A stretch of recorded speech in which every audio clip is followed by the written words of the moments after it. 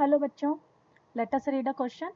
A small bucket of mass m, capital M kg is attached to a long, inextensible, massless cord of length L. ठीक है, तो एक bucket है. So let us draw a bucket.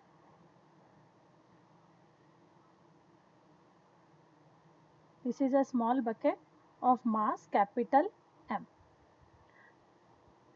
Attached with a long, inextensible. तो ये एक massless cord of length L से attached है.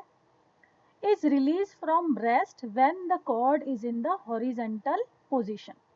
तो वो बोल रहे हैं कि ये रेस्ट से मीन्स ये जो बकेट है इसकी इनिशियल वेलोसिटी क्या दे दी है 0. रेस्ट से ड्रॉप की जाती है, रिलीज की जाती है when the cord is horizontal position. तो हमारी जो लेंथ है जिससे कॉर्ड है जिससे ये अटैच है वो कॉर्ड हॉरिजेंटल पोजीशन में है ऑफ लेंथ L. तो मान लिया कि लेंथ L है, इस तरह से है ना, स्ट्रिंग है जिससे ये बकेट अटैच्ड है और उसे रिलीज किया जा रहा है. ठीक है, एट इट्स लोएस्ट पोजीशन. तो जब हम हॉरिजेंटल डायरेक्शन में इस बकेट को रिलीज करेंगे तो उसके बाद सब रिलीज होके इसकी नेक्स्ट पोजीशन हो जाएगी इस तरह से, कुछ इस तरह से. ये बकेट हमारे यहाँ आ गई. करेक्ट. यहाँ length of string L. At its lowest position, the bucket scoop up m kg of water. यहाँ पर जो हमारा बकेट है वो m kg ऑफ वाटर क्या कर लेती है, स्कूप अप कर लेती है. मीन्स इस जगह आकर हमारा इस बकेट में पानी, ठीक है, फिल हो जाता है. Okay, so total mass of the bucket will now become capital M mass of the bucket था और स्मॉल m पानी का, है ना, वेट है. तो टोटल मास हो जाएगा m plus small m. The bucket scoop up m kg of water and swings up to a height h. ठीक है, m kg of water fill करके वो height h तक फिर से मूव करती है. तो फिर से ये बकेट ऊपर की ओर आ रही है, स्विंग्स अप हो रही है. मीन्स अब इसकी नेक्स्ट पोजीशन हो जाएगी कुछ इस तरह से. और ये जो है ना, इस तरह से ये ऊपर की ओर लिफ्ट अप हो गई है. इसमें अभी भी वाटर है तो इसका नेट हम देख सकते हैं. ये हो गया हमारी बकेट. इसने एच हाइट अटेंड कर ली है. करेक्ट, एच हाइट अटेंड कर लिया मीन्स हम यहाँ से, ठीक है, इस पोजीशन से यहाँ तक की जो पोजीशन है बकेट की वो कितनी हो गई है, h. करेक्ट, ये बकेट ने h हाइट अटेंड कर ली है. तो इस h हाइट को की वैल्यू हमें फाइंड करना है. The height h in metre is. ठीक है, इस हाइट को हमें फाइंड करना है. तो सबसे पहले हम देखते हैं बकेट को हॉरिजॉन्टल डायरेक्शन से, ठीक है, रिलीज किया गया. सो बकेट का मोशन कुछ इस तरह सा होगा और लोएस्ट पॉइंट पे वो, है ना, पहुंचेगी. तो इस केस में कौन सा फोर्स अप्लाई हो रहा है. तो सबसे पहले हम देखें कि यहाँ पर सिर्फ gravitation, under the force of gravitation जो है ये जो बकेट है वो क्या हो जाएगी, नीचे की ओर आएगी. And gravitational force is conservative force. तो हम इस केस में कह सकते हैं कि टोटल मैकेनिकल एनर्जी जो होगी इस बकेट की, है ना, इस पॉइंट से सेकंड पॉइंट तक आने में, फर्स्ट पॉइंट से सेकंड पॉइंट तक आने में उसकी जो टोटल मैकेनिकल एनर्जी होगी वो कंजर्व्ड होगी. तो यहाँ जो की कॉन्सेप्ट बन रहा है हमारा कि हम किस कॉन्सेप्ट को लेके क्वेश्चन सॉल्व कर सकते हैं, है ना. तो हम कह सकते हैं conservation of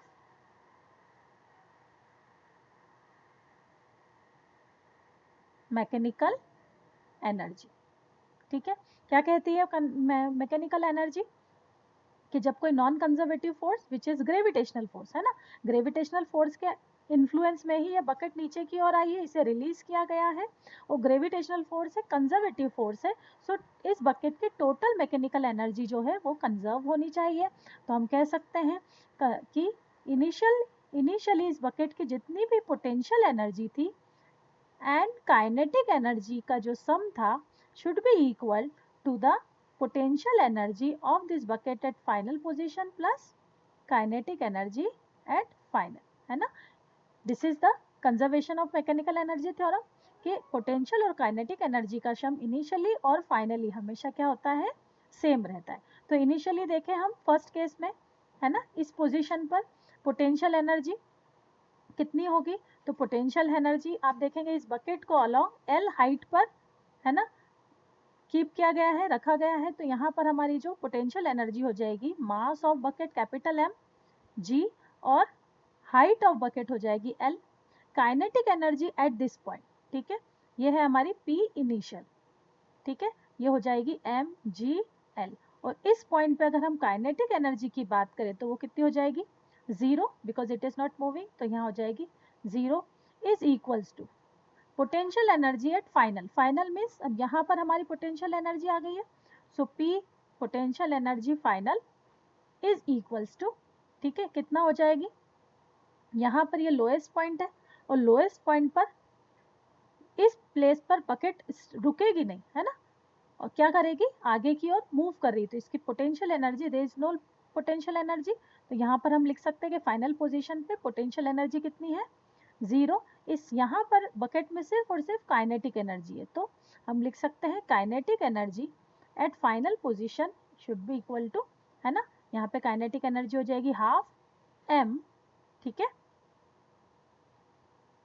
velocity of bucket suppose कर लेते हैं हम, वेलोसिटी ऑफ बकेट है v स्क्वायर, ओके, तो यहाँ लिख सकते हैं इसकी काइनेटिक एनर्जी हो गई हाफ एम वी स्क्वायर।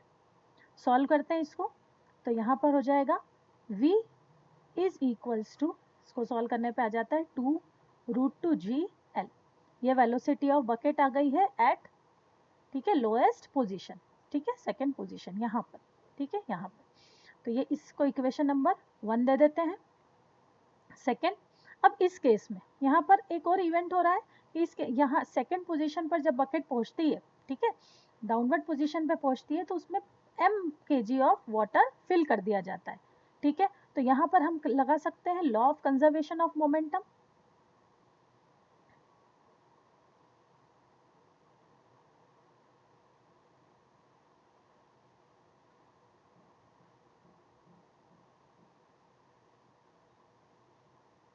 इसके अकॉर्डिंग क्या कह सकते हैं हम कि इस पोजीशन पे जो इनिशियल मोमेंटम है, क्योंकि यहाँ पे देखिए अंडर द ग्रेविटेशनल फोर्स है, ग्रेविटेशनल फोर्स कंजर्वेटिव है, तो एक्सटर्नल फोर्स अगर इस केस पे अगर इस तरह से भी देखें कि जो ग्रेविटेशनल फोर्स है ये डाउनवर्ड अप्लाई हो रहा है ना, ग्रेविटेशनल फोर्स डाउनवर्ड अप्लाई हो रहा है, हॉरिजेंटल डायरेक्शन में कोई भी फोर्स नहीं है ना, सो हम कह सकते हैं F external in this position is zero. F external इस पोजीशन पे क्या है, जीरो। इसका मतलब है हमारा जो मोमेंटम है सिस्टम का वो हमेशा क्या हो जाएगा, कंजर्व्ड रहेगा। इसका मतलब है हम लिख सकते हैं P initial should be equal to P final. P initial कितना है, मास, तो मास ऑफ सिस्टम अब हो गया है total mass of the bucket m plus m, initially उसकी वेलोसिटी, इनिशियली वेलोसिटी हमने देखी v है, v कंजर्व की थी, is equals to final velocity.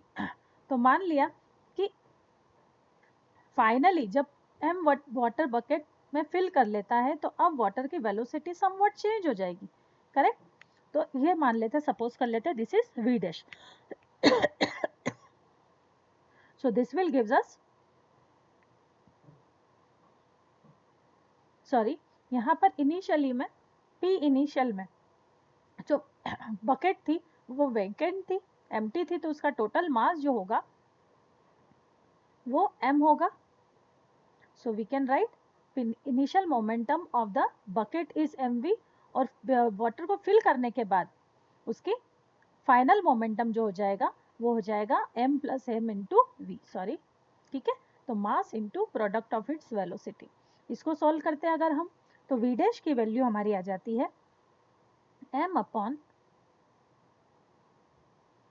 m by m plus m into v is equals to v dash. तो इस point पर अब जब पानी फिल कर दिया गया यहाँ पर, तो यहाँ पर जो न्यू वी डैश है ना, चेंज ऑफ वेलोसिटी है, वो इस फॉर्मूले पर, इस इक्वेशन पर डिपेंड करेगी।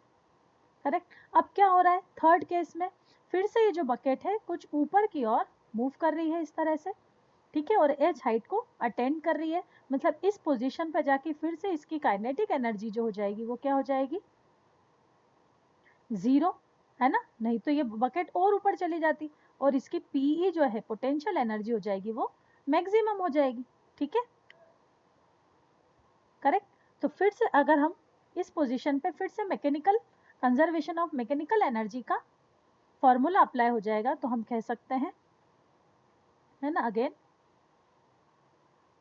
We can write initial PE initial plus KE initial is equals to PE final plus KE final at this position. So इस पोजीशन पे आप देखिए इनिशियल पे PE मतलब इनिशियल मतलब ये सेंटर पोजीशन, लोएस्ट पॉइंट वाली पोजीशन बकेट की, यहाँ पर पोटेंशियल एनर्जी कितनी थी, तो इस पोजीशन पे आप देख सकते हैं पोटेंशियल एनर्जी हमारी कितनी है, 0 है, तो रख देते हैं हम initial potential energy 0, kinetic energy कितनी थी, हाफ, है ना, लेकिन इस बार बकेट में पानी फिल है तो मास हो जाएगा m प्लस एम, और वेलोसिटी जो है ना, अब नई वेलोसिटी अटेंड करेगी पानी फिल करने के बाद, तो new velocity was v dash square, PE at that position, final position पर जो PE है वो हो जाएगी m प्लस एम, ठीक है, g, और हाइट कितनी अटेंड करी h, plus kinetic energy at final position क्या हो जाएगी 0,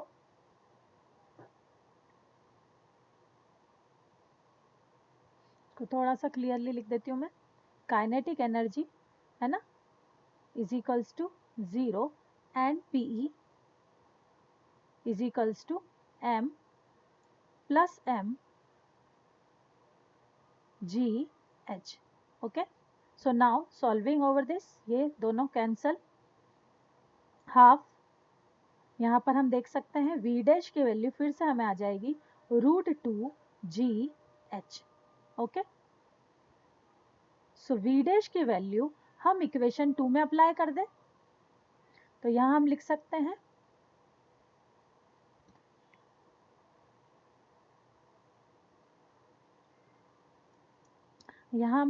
बाय 2 एंड 3, 2 और 3 क्या है, इक्वेशन 2 है हमारी m divided by m plus m, v is equals to v dash, m by m plus m, v is equals to v dash, and v dash की value, v और v dash की value हम apply कर दें, m plus m, v value हमें मिली थी √2GL, so ये लिख देते हैं हम √2GL is equals to v dash की वैल्यू हमने अभी सॉल्व की है, that is √2GH, m by m plus m is equals to √2GH by 2GL, so ये 2G and 2G cancel, root right hand side में जाएगा तो ये हो जाएगा square, m plus m square is equal to h by l, or we can write m by m plus m whole square into l is equals to h, and this is our required value of h, जो height attend करी है bucket ने, ठीक है, उसकी value है this. सो ये option है हमारा m by m plus m whole square into l, option A is correct. I hope it is clear to you. Thank you.